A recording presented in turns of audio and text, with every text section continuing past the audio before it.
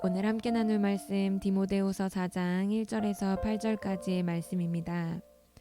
하나님 앞과 살아있는 자와 죽은 자를 심판하실 그리스도 예수 앞에서 그가 나타나실 것과 그의 나라를 두고 엄히 명하노니 너는 말씀을 전파하라. 때를 얻든지 못 얻든지 항상 힘쓰라. 범사에 오래 참음과 가르침으로 경책하며 경계하며 권하라. 때가 이르리니 사람이 바른 교훈을 받지 아니하며 귀가 가려워서 자기의 사욕을 따를 스승을 많이 두고 또 그 귀를 진리에서 돌이켜 허탄한 이야기를 따르리라. 그러나 너는 모든 일에 신중하여 고난을 받으며 전도자의 일을 하며 내 직무를 다하라. 전제와 같이 내가 벌써 부어지고 나의 떠날 시각이 가까웠도다. 나는 선한 싸움을 싸우고 나의 달려갈 길을 마치고 믿음을 지켰으니 이제 후로는 나를 위하여 의의 면류관이 예비되었으므로 주 곧 의로우신 재판장이 그날에 내게 주실 것이며 내게만 아니라 주의 나타나심을 사모하는 모든 자에게도니라. 아멘. 네, 사람이 죽을 날이 얼마 남지 않은 것을 알게 되었을 때 그 사람이 사랑하는 사람에게 꼭 해주고 싶은 말을 남기라면 어떤 말을 남길 수 있을까? 오늘 본문을 통해서 우리가 살펴볼 수 있습니다. 아마 내가 깨닫고 알게 된 진리를 나누거나 혹은 사랑하는 사람이 정말 잘 될 수 있도록 그가 했으면 하는 일을 조언하겠죠. 그런 의미에서 오늘 본문은 참 중요한 이유가요. 왜냐하면 오늘 본문에서 살펴보면 바울 스스로가 자신이 곧 죽음을 맞이하게 될 것을 직감했다라는 것을 보여주기 때문입니다. 사실은 그것을 인지한 상황에서 디모데후서를 기록했기 때문에 이 디모데후서 모든 내용이 다 유서 같은 내용이긴 하지만 특별히 오늘 본문 속에서는 이 땅에서 마지막 순간을 그가 앞두고 하고 싶은 말을 고백하는 것을 보게 됩니다. 먼저는 그가 그의 인생을 되돌아보는 것을 보게 되는데요. 우리 6절 말씀 이렇게 기록되어 있습니다. 전제와 같이 내가 벌써 부어지고 나의 떠날 시각이 가까웠도다. 이 바울은 로마 감옥에서 유죄를 선고받고 이제 스스로 생각하기로 다시 이곳에서 풀려나기는 힘들겠다라고 생각했던 것 같아요. 그래서 이제 나의 인생이 이곳에서 끝날 수 있겠다라고 생각했습니다. 그래서 이렇게 고백하죠. 나의 떠날 시각이 가까웠다. 그리고 자신의 인생을 회고합니다. 내가 이미 전제와 같이 부어졌도다라고 말하고 있죠. 여러분, 전제는 구약 제사 중에 제단 위에 제물을 올려놓고 그 위에 포도주를 붓는 행위를 말합니다. 그러니까 구약 제사 중에서 희생 제사의 마지막 의식이에요. 제물이 하나님께 이렇게 포도주가 부어지는 것처럼 온전히 부어지고 바쳐질 것입니다 라는 고백인 것이죠. 근데 바울이 뭐라고 말하냐면 스스로가 내가 전제처럼 하나님께 바쳐졌다 부어졌다라고 말하는 거예요. 그러니까 어쩌면 마지막이 될지 모르는 편지겠다라고 생각하는 이것을 쓰면서 스스로가 하나님께 자신을 전제처럼 온전히 이미 부어드렸다라고 고백하고 있는 것이죠. 이 말은 마지막까지 내가 내 모든 생명을 하나님께 바쳐서 하나님이 원하고 기뻐하는 그 복음 사역을 위해 최선을 다하였었다라고 고백하는 것입니다. 그리고 이렇게 또 고백하죠. 7절 말씀입니다. 나는 선한 싸움을 싸우고 나의 달려갈 길을 마치고 믿음을 지켰으니. 이 바울이 디모데에게요, 복음을 전하기 위해서 가져야 되는 태도, 이것에 대해서 디모데후서 2장 3절로 6절까지를 통해서 세 가지의 이미지를 제시했었어요. 복음을 끝까지 최선을 다해서 전해야 되는데 그러기 위해서 가져야 되는 태도와 이미지는 첫째는 그리스도의 좋은 병사가 되라고 말했었고요. 둘째는 경기에 참여해서 최선을 다하는 운동선수 같은 태도를 가지라고 말했고, 셋째는 수고하는 농부 같은 태도를 가지라고 말했는데요. 바울은 실제로 자신이 그런 삶을 살았다라고 고백하는 거예요.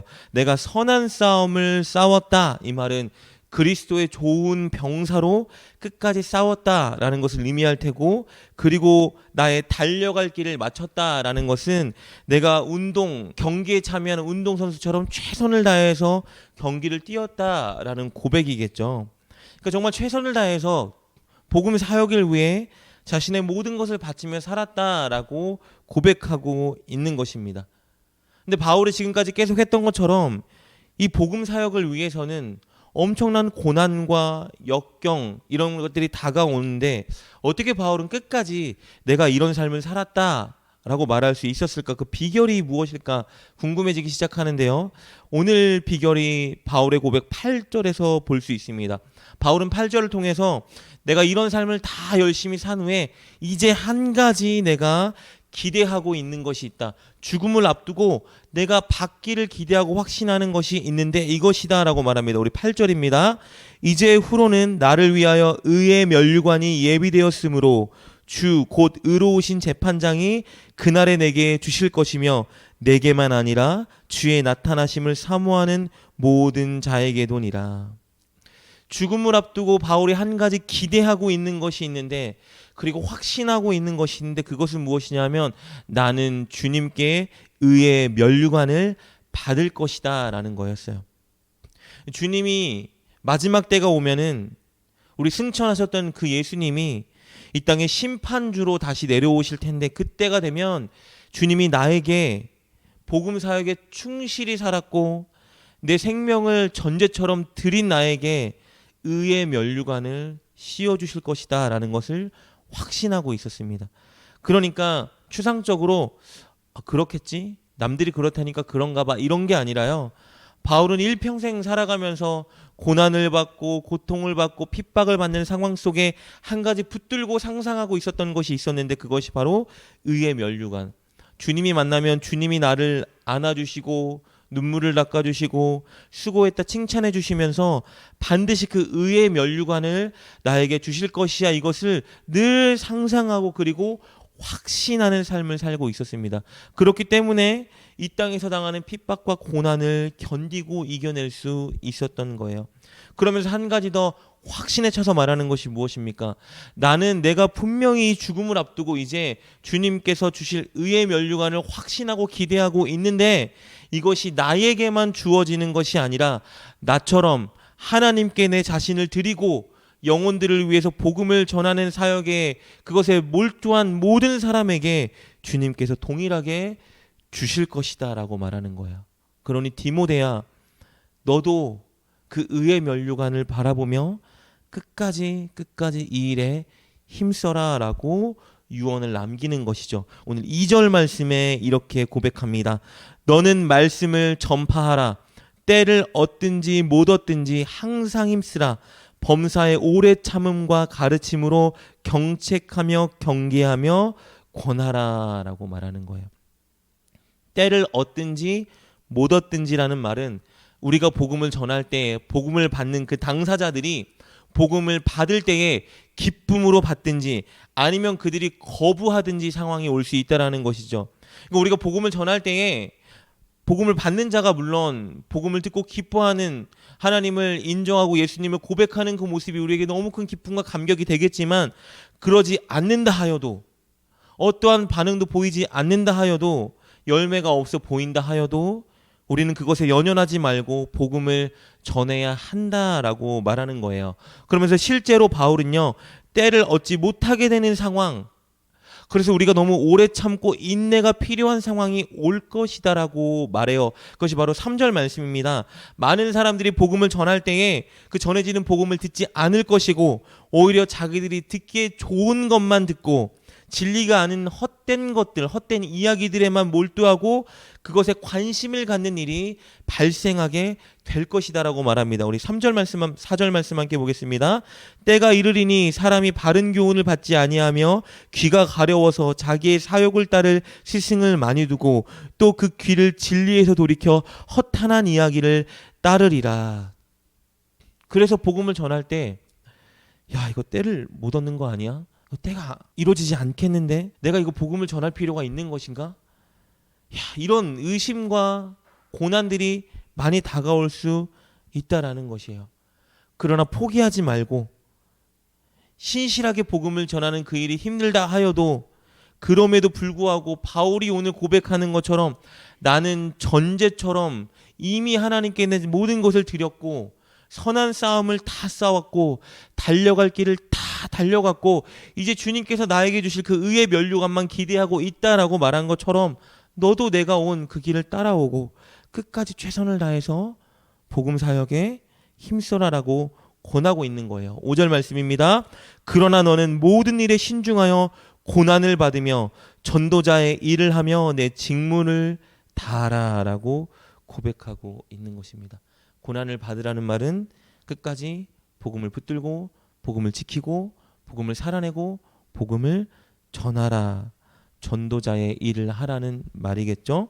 이렇게 바울은 마지막을 앞두고 디모데에게 유언을 할 수 있다라면 어떤 유언을 할까? 바로 이 유언을 전해주는 것을 보게 됩니다. 오늘 이 바울이 디모데에게 준 이 권면, 이 유언, 사실 이것은요 새로운 게 아니죠. 이미 주님이 우리에게 주신 지상명령과 똑같은 내용이에요. 주님이 우리에게 땅끝까지 이르러 복음을 전하고 모두를 제자 삼으라고 말씀하셨죠. 그러니까 바울이 사실은 예수님이 주신 지상명령을 붙들고 끝까지 살아간 것이고, 이제 죽음을 앞두고 이 지상명령, 예수님이 주신 지상명령을 이제 디모데에게 다시 권면하는 것이죠. 그리고 바울은 실제 이렇게 살았고 디모데도 실제 이렇게 살았고, 이제 이 성경은 우리에게 이 일을 사는 증인이 되라고 권면하고 있는 것입니다. 여러분, 복음을 전하는 일이 정말 쉽지는 않죠. 왜냐하면 사람들의 반응 때문입니다.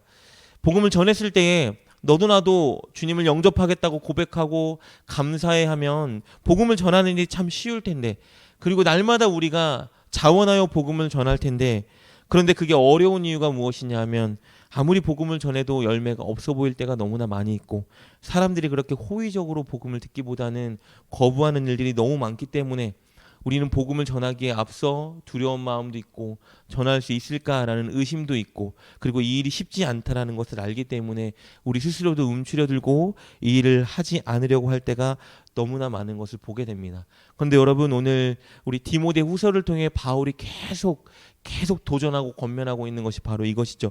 그럼에도 불구하고 고난이 다가온다 할지라도 우리가 서야 되는 바로 그 자리, 디모데 너가 서야 되는 바로 그 자리는 바로 복음을 살아내고 복음을 지키고 복음을 전하는 일이다. 이것이 바로 디모데 후서의 내용이고, 주님께서 이 디모데 후서라는 성경을 통해서 우리에게 지속적으로 주는 메시지라는 것입니다.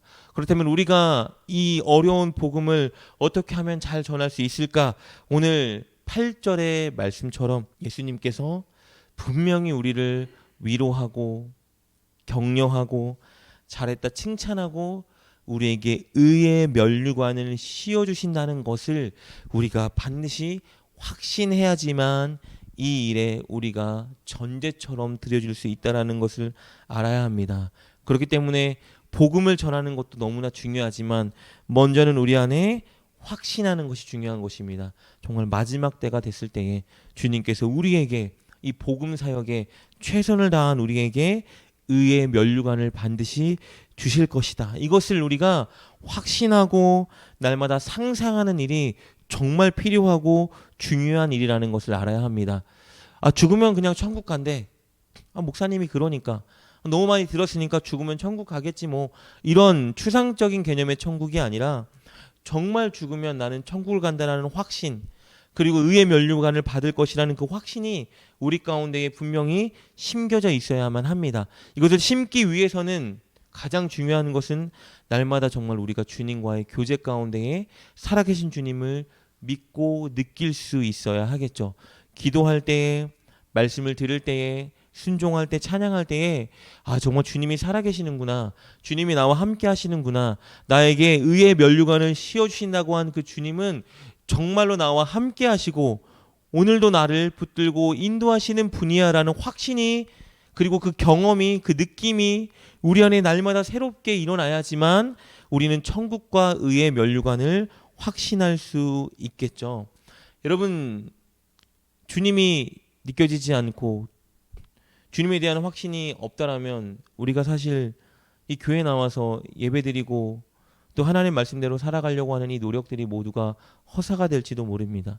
그렇기 때문에 무언가를 하기 이전에, 전도하기 이전에, 말씀에 순종하기 이전에 우리 가운데 늘 새롭게 확신으로 심어야 되는 일은 무엇이냐 하면, 주님은 살아계시고 주님은 나의 기도를 듣고 계시고 주님은 나와 함께 계시며 주님은 마지막 때에 나를 천국으로 인도하시고 의의 면류관을 씌워주실 것이다 라는 그 믿음을 우리가 늘 새롭게 해야 되는 것입니다. 오늘 이 기도 시간에 우리가 정말 그 믿음을 다시 한번 새롭게 또 확실하게 세워가는 시간 되었으면 좋겠습니다. 주님, 정말 주님이 살아계시고 기도하는 이 시간에 나와 함께 하신다는 것을 내가 느끼고 경험하고 또 확신하게 더 굳건하게 믿을 수 있는 믿음을 더하여 주시옵소서.